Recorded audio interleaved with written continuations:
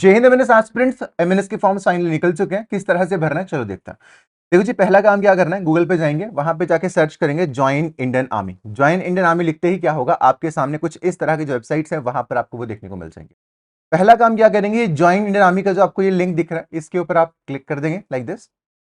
Click करने का अगला प्रोसेस क्या होगा, आपको इस तरह का जो वेबसाइट है वहां पर आपको वो देखने को मिल जाएगा। किसी के केस में हो सकता है डायरेक्टली आपका ये वेबसाइट वहां पर ना खुले, आपके केस में हो सकता है वहां पे आपको कैप्चा फिलअप करने के लिए कहा जाए। तो कैप्चा अगर फिलअप करने के लिए कहा जाएगा तो वहां पे जो लेटर्स या नंबर्स लिखे होंगे आप उनको भर दीजिएगा।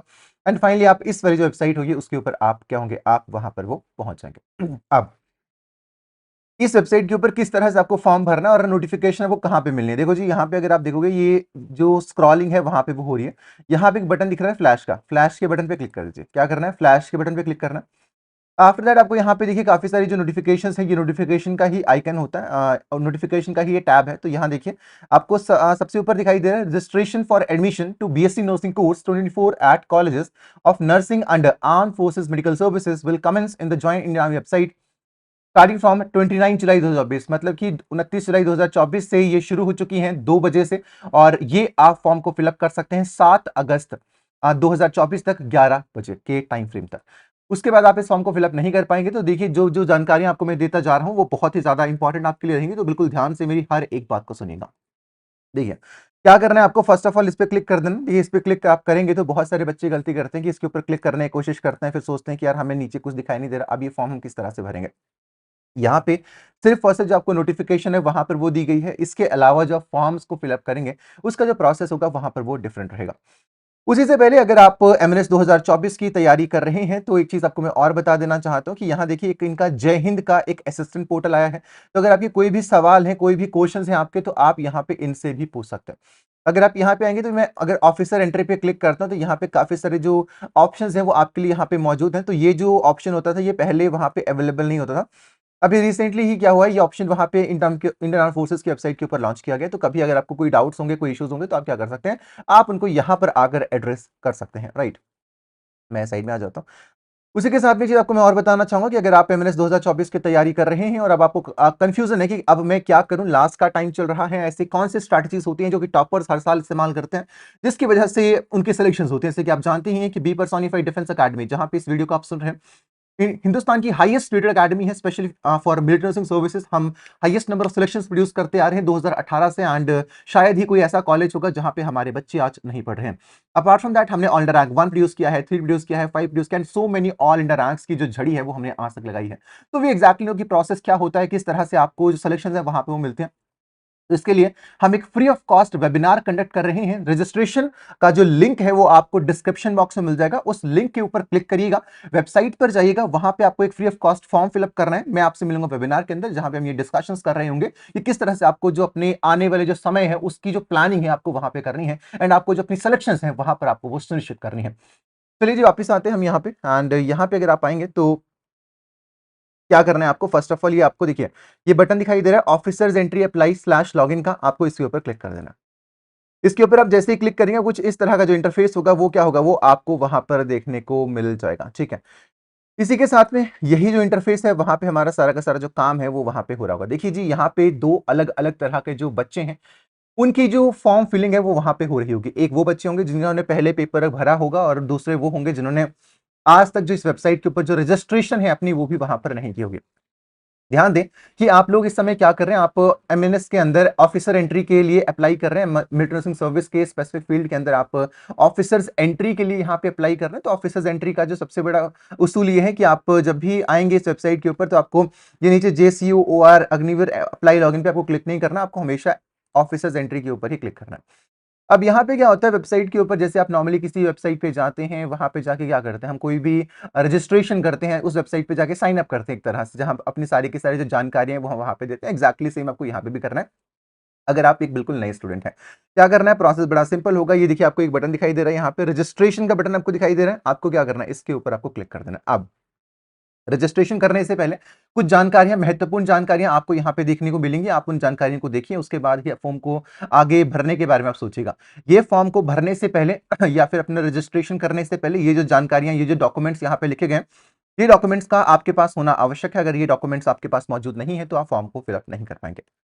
देखिए क्या लिखा है, डियर कैंडिडेट की ये जो आइटम्स है अपने पास रजिस्ट्रेशन के दौरान रखिएगा। पहला आधार कार्ड या फिर मैट्रिकुलेशन सर्टिफिकेट, कि किस तरह से आप जो आधार कार्ड है या फिर जो मैट्रिकुलेशन सर्टिफिकेट है वो आपके पास वहां पर होना जरूरी है।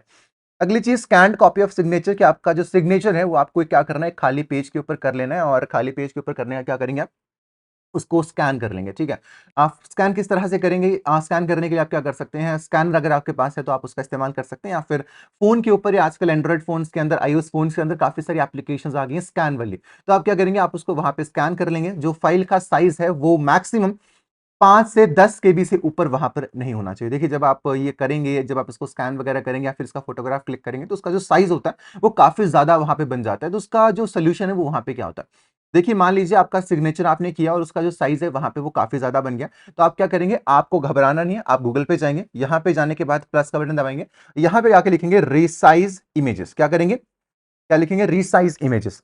रिसाइज इमेजेस लिखने के बाद क्या करेंगे, आपको ये पहली जो वेबसाइट है वो यहाँ पे देखने को मिल रही है, image resizer, easily resize images online for free. पर आपको इस पे नहीं जाना, आपको यहाँ पे एक और वेबसाइट दिखेगी रिड्यूस इमेजेस की, आप इसके ऊपर क्लिक करेंगे। इस पे आने के बाद आपको यहाँ पे क्या करना है, वो जो स्पेसिफिक आपकी इमेज है आप उस इमेज को सेलेक्ट करेंगे। उसके बाद वो इमेज यहाँ पे अपलोड हो जाएगी। जैसे मान लीजिए यहाँ पे मैं कोई भी एक जो सैंपल इमेज है मैं यहाँ पे उसको ले ले रहा हूँ, जैसे यहाँ देखोगे ये 1.8 MB की है, तो आपका भी जो सिग्नेचर होगा वो भी एक स्पेसिफिक साइज का होगा, तो आप क्या करेंगे, उसको आप यहाँ पे अपलोड करेंगे। ठीक है, उसके अलावा क्या होगा कि एग्जैक्टली सेम चीज जो है वो आपके पास कहाँ पे होगी, आपके पास वहां पे वो आपका जो लेटेस्ट फोटोग्राफ है, लेटेस्ट फोटोग्राफ भी आपके पास होना चाहिए, तो वो भी क्या करेंगे, आप अपने सिस्टम में डाल देंगे। और सिस्टम में डालने के बाद क्या करेंगे, उसी इसी वेबसाइट के ऊपर सेम सेलेक्ट इमेज पे क्लिक करके क्या करेंगे, उस वाली जो स्पेसिफिक फाइल होगी उसको भी वहां पर सेलेक्ट कर लेंगे। लेकिन ये दोनों इकट्ठी नहीं होंगी, पहले एक को करेंगे फिर उसके बाद दूसरी वाली फाइल को करेंगे। अब क्या करना है, यहाँ पे नीचे आएंगे, यहाँ पे देखिए परसेंट लिखा है, क्वालिटी 90% लिखी है, रिसाइज इमेज का जो बटन होगा आप उसको वहां पर दबा देंगे। अब आपको यहाँ पे देखना है कि जो आपकी क्वालिटी फाइनली जो आएगी वो आपका जो साइज आना चाहिए वो अप्रोक्सीमेटली 5 से 10 KB आना चाहिए सिग्नेचर का। उसी के साथ में जो सॉफ्ट कॉपी है लेटेस्ट फोटोग्राफ की वो 5 KB से 20 KB के बीच में हो सकती है। तो हमें इतना बड़ा साइज की रिक्वायरमेंट नहीं है, तो हम क्या करेंगे, यहाँ से क्वालिटी को रिड्यूस कर देंगे। अब यहाँ पे देखिए जो इनिशियल फाइल थी उसका साइज बहुत बड़ा था, आपकी जो स्कैन्ड फाइल होगी उसका साइज उतना बड़ा नहीं होगा, लेकिन फिर भी अगर बड़ा होगा तो आप यहाँ से क्वालिटी को तब तक कम करते रहेंगे जब तक क्या होगा, जब तक आपका जो साइज है वो 5 से 10 KB के बीच में नहीं पहुंच जाता।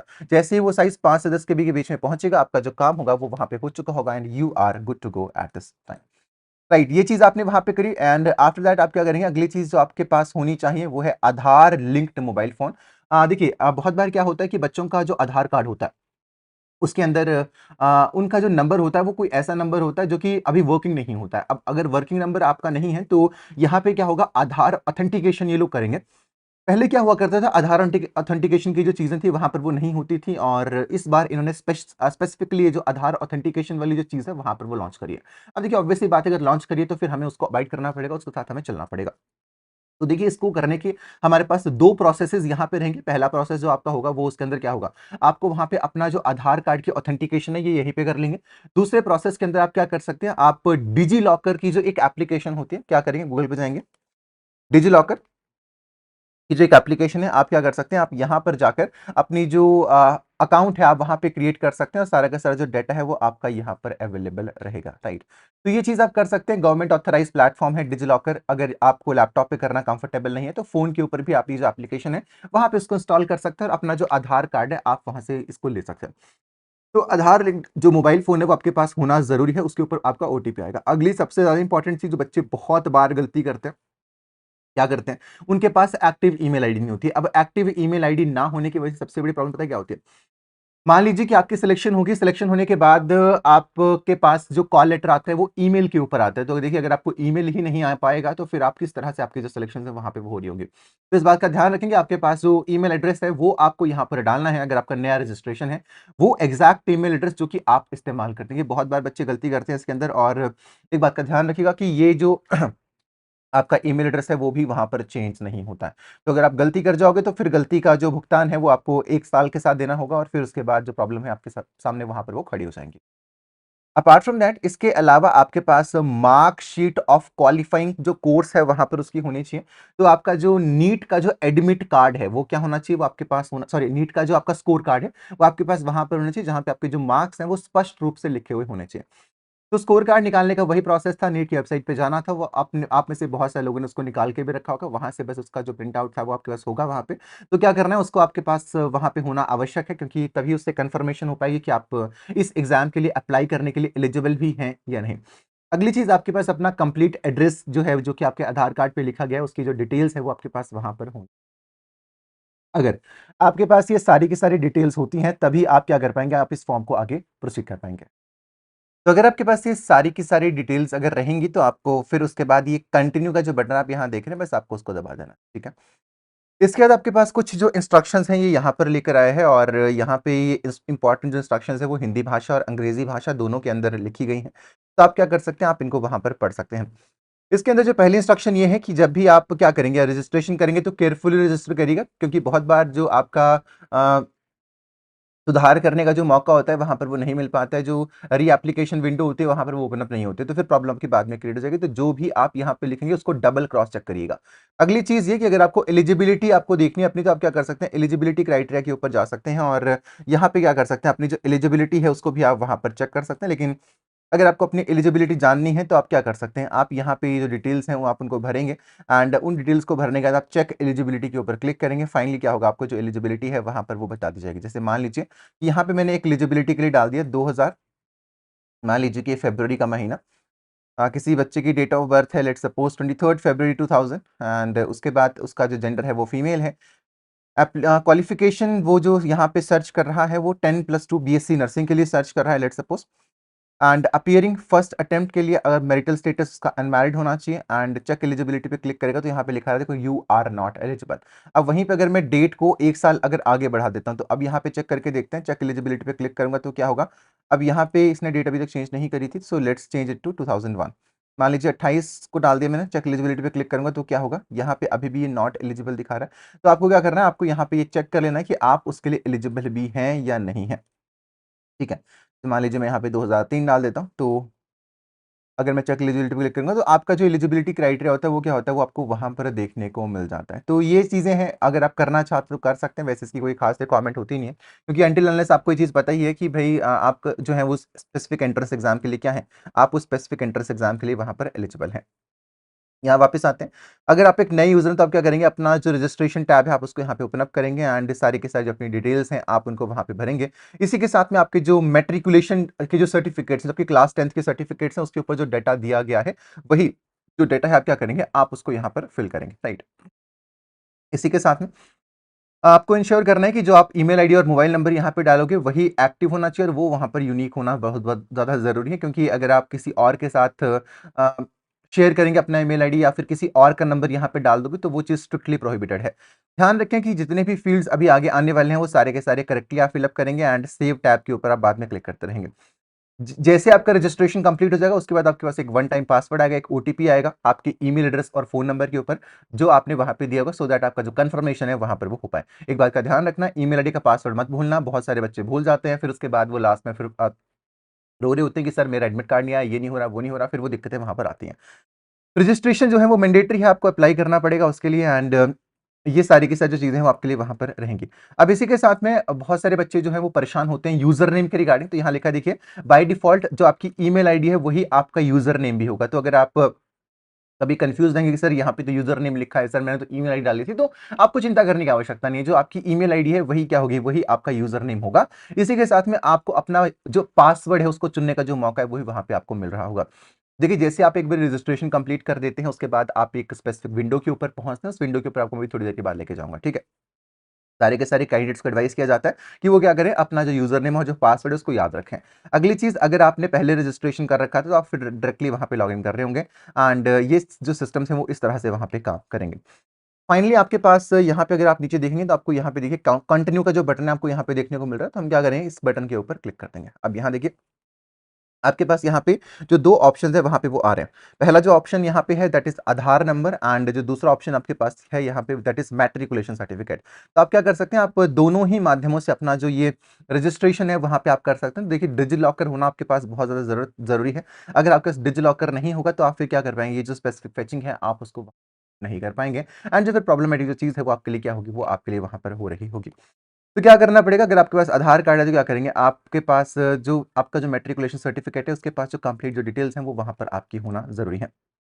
जैसे ही आप फेच फ्रॉम डिजिलॉकर के ऊपर आप क्लिक करेंगे तो यहाँ पे आपका आधार कार्ड नंबर मांगेगा एंड फाइनली जो बाकी आपकी जो डिटेल्स होंगी वो सारी की सारी आपके लिए यहाँ पर मांग रहा होगा। यहाँ पे लिखा है ज्वाइन इंडियन आर्मी रिक्रूटमेंट, तो आपको अपना आधार कार्ड नंबर डालना है और आपको अपनी डिटेल्स यहाँ पे डालनी है। उसके बाद नेक्स्ट पे क्लिक करेंगे तो आपका जो आधार कार्ड है वो ऑटोमेटिकली क्या होगा, वहां पर वो ऑथेंटिकेट हो जाएगा। This is the process that you have to follow and जैसे आप इस प्रोसेस को कंप्लीट करेंगे इसके अलावा कुछ जो डिटेल्स होंगी अपनी वहां पर क्या करनी होंगी, अपनी कुछ जो डिटेल्स होंगी वो आपको वहां पर भरनी होंगी। उन डिटेल्स को भरने के बाद आपका जो अकाउंट है वहां पर वो क्रिएट हो जाएगा।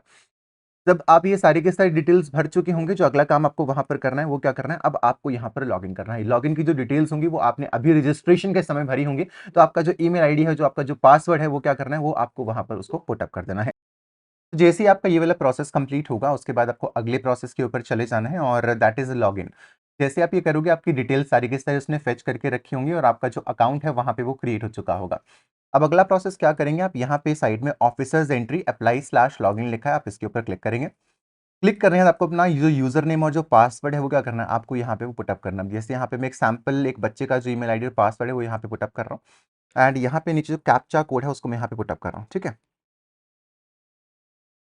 यहाँ मैं उसको पुटअप कर रहा हूँ एंड फाइनली जो लॉगिन का बटन आप यहाँ नीचे देख रहे हैं, आप क्या कर रहा हूँ, उसको यहाँ पे मैं क्लिक कर दूंगा। लॉगिन करने के बाद आपकी जो डिटेल्स हैं वो कुछ इस तरह से आपको वहाँ पर देखने को मिल रही होंगी। अभी यहाँ पे बच्चे केस में ये हिडन है क्योंकि ऑब्वियसली हम पर्सनल डिटेल्स को डिस्क्लोज नहीं कर सकते। इस प्रोफाइल के अंदर ही सारा का सारा जो आपका काम है वो आपका वहाँ पर हो रहा होगा। अब मैं खुद को थोड़ा सा इस तरफ साइड में लेके आ जाता हूँ सो दैट आपको जो बाकी की चीज़ें हैं वो आपको अच्छी तरीके से समझा पाऊँ। क्या करना होगा आपको, फर्स्ट ऑफ ऑल यहाँ पे प्रोसेस देखिए बहुत ज़्यादा सिंपल है, आपको ज़्यादा टेंशन लेनी नहीं है। क्या करना है, यहाँ पे देखिए माई प्रोफाइल पे क्लिक करेंगे तो आपकी सारी की सारी जो डिटेल्स हैं वो आपको यहाँ पे देखने को मिल जाएंगे। अभी यहाँ पे आपको ये अप्लाई नाउ का जो बटन आप यहाँ पे देख रहे हैं आपको इसके ऊपर क्लिक कर देना है।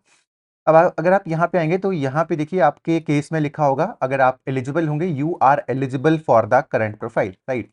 तो अब आपको यहाँ पे क्या करना है, आपको यहाँ पे लिखना है बीएससी नर्सिंग, यहाँ पे देखिए लिखा हुआ है, एज 17 साल से लेके 25 साल के बीच में। एंड यहाँ पे देखिए अप्लाई का बटन बना हुआ है, राइट। यहाँ पे अगर आप देखोगे अप्लाई का जो बटन है वो यहाँ पे क्या हो रखा है, यहाँ पे बना हुआ है। यहाँ पे भी हम क्लिक करेंगे थोड़ी देर में, लेकिन उससे पहले आप बाकी चीजें देख लीजिए। हिस्ट्री ऑफ एप्लीकेशन पे जाएंगे तो यहाँ पे देखिए जो जो आपने पेपर पहले अगर दिया था तो वो आपकी हिस्ट्री ऑफ एप्लीकेशन यहाँ पे आपको देखने को मिलती है। एंड एक और दिखेगा हिस्ट्री ऑफ एसएसबी अपडेट, तो ये आपके काम का नहीं है, ये सीडीएस वालों के लिए होता है, तो ये आपकी काम की चीज़ नहीं है। आप इसको फिलहाल के लिए इग्नोर कर दें। अगर आपका पासवर्ड आपको आपने बदलना है तो आप ये चेंज पासवर्ड के ऊपर क्लिक करके अपना जो पासवर्ड है आप उसको वहाँ पे चेंज कर सकते हैं। एंड अगला जो आपको फॉर्मेट यहाँ पे दिख रहा है आधार वेरिफिकेशन का, तो आप क्या कर सकते हैं, आपका अगर आधार वेरिफिकेशन अभी तक नहीं हुआ है तो आप यहाँ पर आकर भी आधार वेरिफिकेशन कर सकते हैं, लेकिन आपका आधार वेरिफिकेशन पहले हो चुका होगा। इसके बाद क्या करेंगे, अप्लाई ऑनलाइन पे क्लिक करेंगे एंड फाइनली आपको ये अप्लाई का जो बटन है आपको वहाँ पर वो प्रेस कर देना। प्रेस करने के बाद अब यहाँ पे देखो लिखा है कि एज जो क्राइटेरिया है वो क्या है, कि कैंडिडेट्स जो कि 1 अक्टूबर 1999 से लेकर 30 सितंबर 2007 के बीच में पैदा हुए हैं वो इसके लिए अप्लाई कर सकते हैं। इंस्ट्रक्शन सारी की सारी यहाँ पे लिखी गई हैं, आपको किस किस तरह से क्या क्या करना है, अब हम इसके बारे में डिस्कशन आगे कर रहे होंगे। हाँ, ध्यान रखें कि आपको इसकी जो एक पेमेंट है वो आपको वहाँ पे करनी होगी, जो कि मात्र 200 रुपए की होगी। उसके बाद जो आप अगर आप SC ST कैटेगरी से आते हैं तो आपको जो पैसे हैं वहाँ पर आपको वो देने की आवश्यकता नहीं है, आपके लिए मुफ्त रहेगा। यहाँ पे हम एक नीचे अगर आप एक बटन देख पा रहे हैं, यहाँ पे नीचे लिखा देखिए कंटिन्यू। जो ये कंटिन्यू का बटन आप यहाँ पे देख पा रहे हैं, इस कंटिन्यू का जो बटन है उसके ऊपर हमें क्लिक कर देना। थोड़ा सा इस तरफ चला जाता हूँ ताकि आपको चीज़ें क्लैरिटी से दिखाई जाए। कंटिन्यू पे क्लिक करेंगे जी एंड उसके बाद आपको यहाँ पे डिटेल्स देखने को मिलेंगी। आपको अपना नाम दिखेगा, फादर्स नेम, ये सारी की डिटेल्स आपको वहाँ पे फिलअप करनी है। आपको जो देखिए आपने अभी ये भरी थी थोड़ी देर पहले, जब आपने इसको फिलअप किया था फॉर्म को भरने के लिए आप गए थे, आपने डिटेल सारी की सारी वहाँ भरी थी, तो ये ऑटोमेटिकली क्या होगी, वो यहाँ पे आ रही होंगे। नेशनैलिटी के अंदर आप इंडियन चूज कर देंगे, अपना मोबाइल नंबर जो भी है आप उसको डाल दीजिए।